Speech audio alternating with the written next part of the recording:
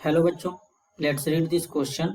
The question says that बच्चों match the column type question दिया है। Column first with column second. Column first में कुछ complex दिया है, कॉलम सेकंड में इसके रिगार्डिंग इसका कुछ प्रॉपर्टी दिया है। तो इनका कॉलम फर्स्ट का कॉलम सेकंड के साथ में करेक्ट मैच कराएंगे, उसके रिगार्डिंग यहाँ पर करेक्ट ऑप्शन को आइडेंटिफाई करेंगे। तो सबसे पहले समझेंगे की कॉन्सेप्ट। की कॉन्सेप्ट होगा प्रॉपर्टीज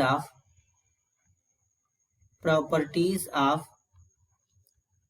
कॉम्प्लेक्स कंपाउंड।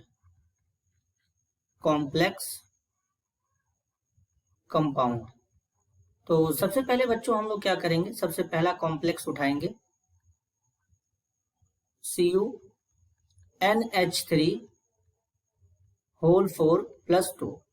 अगर इस कॉम्प्लेक्स में हम कॉपर का ऑक्सीडेशन स्टेट कैलकुलेट करें तो X + 4 × NH3 का 0 होगा is equal to +2। X is equal to आएगा बच्चों +2।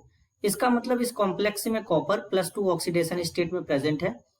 कॉपर का एटॉमिक नंबर 29, इलेक्ट्रॉनिक कॉन्फ़िगरेशन होता है आर्गन, 3D8 10 होगा बच्चों, 4s1 होगा। +2 चार्ज है तो एक इलेक्ट्रॉन S से एक D से चला जाएगा। Cu+2 के केस में हो जाएगा 3D9। अब बच्चों यहाँ पर क्या होगा, कुछ इस तरीके से होगा। इसके D ऑर्बिटल में इस तरीके से इलेक्ट्रॉन्स को फिलअप करेंगे 1 2 3 यहाँ पर 4 5।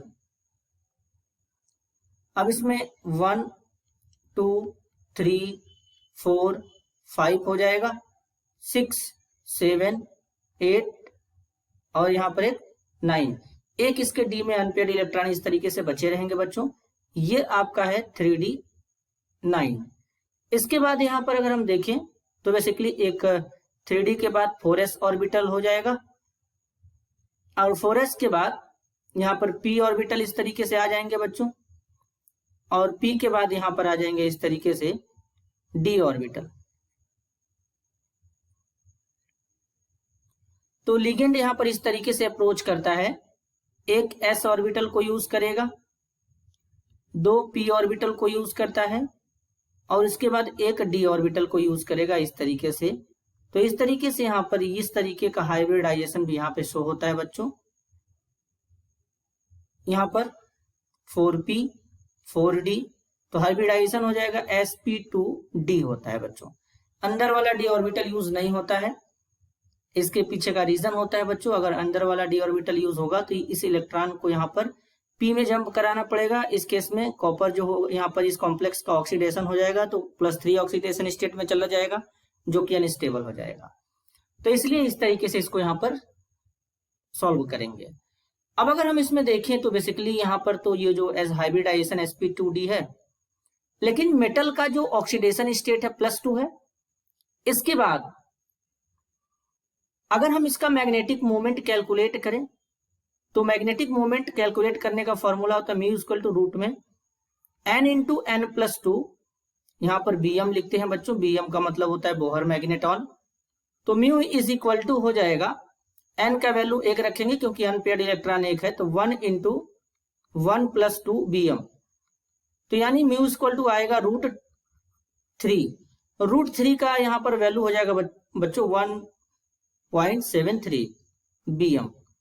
तो यानी अब इसका अगर हम करेक्ट मैच कराएं तो ए का करेक्ट मैच किसके साथ में होगा बच्चों, क्यू के भी साथ में होगा और आर के साथ में होगा।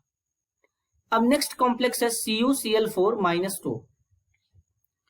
अगर हम यहाँ पे CuCl4 - 2 लें तो इसमें X हो जाएगा, Cl का 4 × -1 होता है is equal to -2, X is equal to आएगा +2। यानी इस कॉम्प्लेक्स के अंदर कॉपर का ऑक्सीडेशन स्टेट कितना है बच्चों, +2 है। अब अगर हम यहाँ पे देखें तो प्लस है तो मतलब यहाँ पर अनपेयर्ड इलेक्ट्रॉन फिर से एक होंगे और मैग्नेटिक मोमेंट निकालेंगे तो इतना ही आएगा। तो मतलब B का भी हमारा मैच किसके साथ में हो जाएगा, Q और R के साथ में होगा। अब यहाँ पर C वाले कॉम्प्लेक्स को लेंगे बच्चों हम लोग कुछ इस तरीके से। अब C वाला कॉम्प्लेक्स क्या है उसको पहले समझेंगे। K2 यहाँ पर जो C में कॉम्प्लेक्स लिया गया है यहाँ पर किस तरीके से K2 है, फिर यहाँ पे Cr है, साथ में NO है NH3 है, CN है, होल 4 है। अब बच्चों यहां पर एक बात ध्यान देंगे, NO के ऊपर +1 लगाया है, तो इसका मतलब इस कॉम्प्लेक्स के अंदर NO जो है वो +1 ऑक्सीडेशन स्टेट में है। तो कैलकुलेट करेंगे तो 2 इंटू पोटेशियम का +1 हो जाएगा, क्रोमियम का X हो जाएगा, NO का कितना हो जाएगा +1 यहाँ पे रखना है बच्चों, इस तरीके से। फिर इसके बाद NH3 का यहाँ पे 0 रखेंगे, CN कितने टाइम्स है 4 टाइम्स है, CN का -1 इज इक्वल टू कोई चार्ज नहीं 0, X इज इक्वल टू यहाँ पर आ जाएगा +1। इसको सॉल्व करने के बाद इस कॉम्प्लेक्स के अंदर +1 ऑक्सीडेशन स्टेट बनेगा क्रोमियम का बच्चों। अब +1 बनने का मतलब क्या है जरा इसको समझेंगे। अब अगर यहाँ पे +1 ऑक्सीडेशन स्टेट बन रहा है तो इसका मतलब क्या होगा, जरा इसको समझेंगे। तो बच्चों अब यहाँ पे क्या करेंगे, सबसे पहले क्रोमियम का इलेक्ट्रॉनिक कॉन्फ़िगरेशन लिखेंगे। अगर हम क्रोमियम का इलेक्ट्रॉनिक कॉन्फ़िगरेशन लिखें तो एटॉमिक नंबर 24 होता है। इलेक्ट्रॉनिक कॉन्फ़िगरेशन क्या होगा बच्चों, यहाँ पर आर्गन हो जाएगा, आर्गन के साथ में यहाँ पर क्या हो जाएगा 3d5 4s1, एक चार्ज है, एक इलेक्ट्रॉन रिमूव करेंगे, 3d5 है। 3d5 में अगर हम एक तरीके से देखें तो यहाँ पर 5 अनपेयर्ड इलेक्ट्रॉन हमको शो हो रहे हैं इस तरीके से, 1 2 3 4 5, और यहाँ पर 4s0 हो जाएगा बच्चों, ये 3d5 है, 4s0 हो जाएगा इस तरीके से। तो अब यहाँ पर अगर हम देखें तो यहाँ पर क्या है, बेसिकली इनके साथ में अगर यहाँ पे देखा जाए तो CN है और NH3 है, तो ये बेसिकली यहाँ पे स्ट्रॉन्ग फील्ड लिगेंड के जैसा काम करेंगे। तो ये इस अनपेयर्ड इलेक्ट्रॉन को पेयर्ड करा देंगे, तो पेयरिंग के बाद कुछ इस तरीके से यहाँ पर ये शो होंगे, 2 इसमें आ जाएंगे बच्चों। अब इसमें 5 ऑर्बिटल होते थे, एक इसमें रह जाएगा। अब बाकी का यहाँ पर एक S और यहाँ पे 3 P। इस तरीके से अगर देखा जाए तो जो टोटल यहाँ पे और लिगेंड कितने हैं, लिगेंड 3, अब यहाँ पर एक 4 एक 5 एक 6 लिगेंड है, तो 6 लिगेंड है तो 6 ऑर्बिटल्स भी यूज करेंगे हाइब्रिडाइजेशन में। तो इस तरीके से यहाँ पर 6 ऑर्बिटल यूज किया जाएगा बच्चों।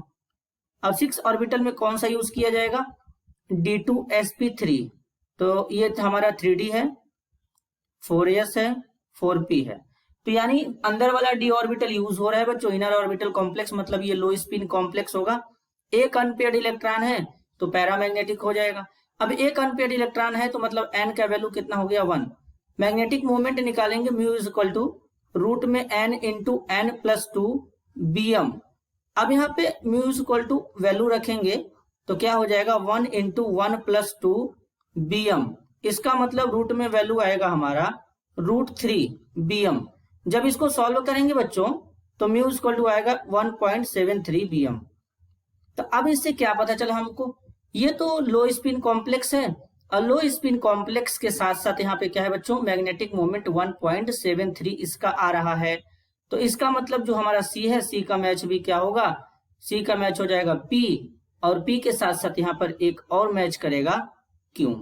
तो इस तरीके से यहाँ पर मैच करेगा बच्चों, C के साथ साथ यहाँ पर P के साथ साथ Q में भी मैच करेगा।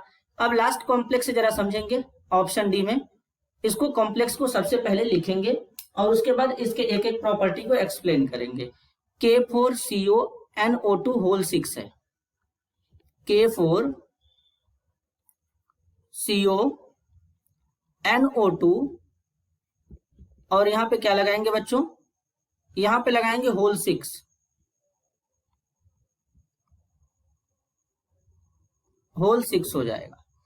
अब अगर हम इसमें पहले कोबाल्ट का ऑक्सीडेशन स्टेट कैलकुलेट करें, 4 इंटू यहाँ पे +1 प्लस x, NO2 6 टाइम है, 6 -1 होता है, कोई charge equal to 0, x is equal to, अगर हम इसमें ऑक्सीडेशन स्टेट कैलकुलेट करें बच्चों यहाँ पर, तो कोबाल्ट जो है वो हमारा कितने ऑक्सीडेशन स्टेट में है इस कॉम्प्लेक्स के अंदर, +2 ऑक्सीडेशन स्टेट में प्रेजेंट है।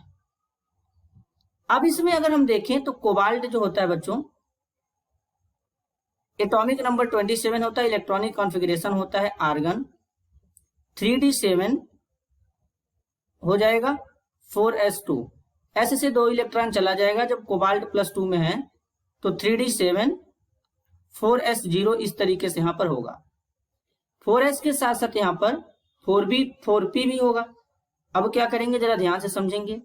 बेसिकली अगर हम बात करें इस कॉम्प्लेक्स के अंदर तो ये अब यहाँ पर ये जो कॉम्प्लेक्स है बड़ा ही क्या होता है, अनस्टेबल होता है। अगर हम इसको आयंस के फॉर्म में सबसे पहले इस तरीके से लिखें CONO2 होल 6 4 नेगेटिव, ये बच्चों क्या होता है कि थोड़ा अनस्टेबल होता है एयर में। जब ये एयर में अनस्टेबल होता है तो एयर के थ्रू ऑक्सीडाइज हो जाता है इजिली, और इजिली ऑक्सीडाइज होने के कारण ये कन्वर्ट हो जाता है कुछ इस तरीके से यहां पर 3 नेगेटिव में।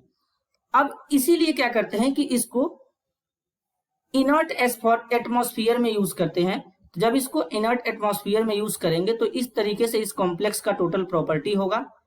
किस तरीके से, कोबाल्ट है +2 में, कॉन्फ़िगरेशन इसका अगर हम देखें तो इस तरीके से है बच्चों, यहाँ पे 5 ऑर्बिटल्स हो जाएंगे। अब इन 5 ऑर्बिटल में अगर हम देखें तो यहाँ पे इलेक्ट्रॉन पेयर्ड हो जाएंगे।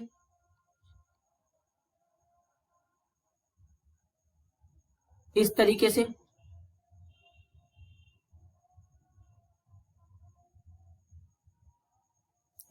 से इलेक्ट्रॉन हमारे पेयर्ड हो जाएंगे बच्चों। अब इलेक्ट्रॉन पेयर्ड होने के पीछे का रीजन समझते हैं। सबसे पहले यहाँ पर अनपेयर्ड इलेक्ट्रॉन को पूरी तरीके से शो करते हैं। पहले कोबाल्ट का, जब कोबाल्ट का सबसे पहले शो करेंगे तो यहाँ पर कितना आएगा, 2 इसमें 2 इसमें 2 इसमें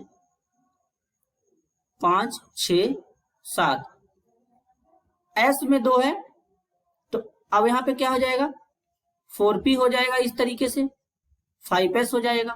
तो इसको क्या लिख सकते हैं, 3d 4s 4p 5s। अब क्या हो गया ध्यान से समझेंगे, कोबाल्ट +2 में गया तो इसका मतलब हमें क्या करना पड़ेगा, +2 में जाते ही यहां से हम लोग क्या करेंगे, पहले यहां से 2 इलेक्ट्रॉन को रिमूव करेंगे। कैसे समझेंगे, ये तो ठीक है, यहाँ पे इतना 5 ऑर्बिटल्स हमारे बन गए, 2 इसमें 2 इसमें, और इस तरीके से 3 अनपेयर्ड हो जाएंगे। s में से 2 इलेक्ट्रॉन चला जाएगा तो यहाँ पर s इस तरीके से वैकेंट हो जाएगा, p में 3 इस तरीके से, और ये 5s हो जाएगा। अब क्या होगा जरा समझेंगे। अब जब ये हमारा कॉम्प्लेक्स के फॉर्म में होगा, CONO2 6 4 नेगेटिव, यहाँ पर कॉम्प्लेक्स के फॉर्म में 4 पोटेशियम है बच्चों, ब्रेक करेंगे तो 4 नेगेटिव आएगा, आयंस लगा देते हैं। तो इस केस में क्या होगा, जरा बात को ध्यान से समझेंगे। बड़ा ही यहाँ पे स्पेशल केस है, और इसको किस तरीके से समझेंगे बच्चों, बड़ा ही ध्यान से समझेंगे। पहले 5 ऑर्बिटल इस तरीके से बनाएंगे, 2 इसमें 2 इसमें 2 इसमें हो जाएंगे, टोटल 6 हो जाएंगे। अब इसके बाद यहां पर एक s 3p और ये हमारा 5s वाला है जैसा कि बच्चों। तो इस केस में क्या होगा, ये जो यानी यहाँ पे 2 2 4 2 6 एक साथ है, 6 इलेक्ट्रॉन हुआ। एक इलेक्ट्रॉन क्या करेगा, s में चला जाता है, हायर एनर्जी ऑर्बिटल में, मतलब s में चला जाएगा यहाँ पे, मतलब अंदर वाले ऑर्बिटल से बाहर वाले ऑर्बिटल में चला जाएगा। तो इस केस में क्या होगा, यहां से 2d यूज हो जाएगा, एक s यूज हो जाएगा और 3p यूज हो जाएगा। तो 2 इसमें 2 इसमें 2 इसमें 2 इसमें 2 इसमें 2 इसमें 2 इसमें, इस तरीके से इलेक्ट्रॉन को फिलअप कर लेंगे। इस तरीके से इलेक्ट्रॉन को यहाँ पे क्या करेंगे बच्चों, फिलअप कर लेंगे। हो गया। तो अब यहाँ पर अगर हम हाइब्रिडाइजेशन देखें तो अंदर से 2d यूज हुआ है, एक s 3p, हाइब्रिडाइजेशन क्या होगा, D2sp3, मतलब लो स्पिन कॉम्प्लेक्स होगा, ऑक्टाहेड्रल ज्योमेट्री होगा। अब यहाँ पर एक इलेक्ट्रॉन देखेंगे तो s में हमारा चला गया है 5s में, तो इस तरीके से यहाँ पर होगा। तो अब इसके रिगार्डिंग अगर हम यहाँ पर बच्चों एक्सप्लेनेशन देखें इसका, तो बेसिकली किसके किसके साथ मैच करेगा। अगर हम बेसिकली इसमें D की बात करें तो D हमारा अब किसके साथ में मैच करेगा, लो स्पिन कॉम्प्लेक्स है बच्चों, लो स्पिन कॉम्प्लेक्स का मतलब है P के साथ में मैच किया। इसके बाद P के साथ साथ यहाँ पर ये Q में भी मैच कर सकता है। Q में कैसे मैच करेगा, इसके पास एक अनपेयर्ड इलेक्ट्रॉन है, और एक अनपेयर्ड इलेक्ट्रॉन होने का मतलब अगर इसका हम मैग्नेटिक मोमेंट कैलकुलेट करेंगे बच्चों, तो जैसा कि अभी एक अनपेयर्ड इलेक्ट्रॉन पे मैग्नेटिक मोमेंट यहाँ पर कितना आ रहा था, 1.73, तो यानी एक इलेक्ट्रॉन पे क्या आ जाएगा, इसका मैग्नेटिक मोमेंट भी 1.73 आएगा। तो P के साथ साथ ये Q में भी मैच करेगा। Q के साथ साथ ये मेटल +2 ऑक्सीडेशन स्टेट में यहाँ पर है, तो यानी ये R के साथ में भी मैच करेगा। During hybridization d orbital electron is transfer to higher energy orbital. Hybridization के दौरान क्या होता है कि जो डी ऑर्बिटल का इलेक्ट्रॉन है वो ट्रांसफर हो गया हायर एनर्जी ऑर्बिटल में, तो इसका मतलब ये S के साथ भी मैच करेगा। तो इस तरीके का यहाँ पर एक करेक्ट ऑर्डर बनेगा। अब अगर हम इसके करेक्ट ऑर्डर को मैच करें तो अब ऑप्शन 2 में मैच होगा। ऑप्शन 2 में A का R, सॉरी बच्चों, A का Q और R होगा, लेकिन S नहीं होगा बच्चों, यहाँ पर ये गलत है, तो यहाँ पर S नहीं होगा। इसके बाद B का क्या हो जाएगा, Q और R हो जाएगा। C का क्या हो जाएगा, P और Q हो जाएगा। D का क्या होगा, P Q R S हो जाएगा। तो इस क्वेश्चन के लिए करेक्ट आंसर होगा option 2। This is your answer. I hope you understood it well. All the best.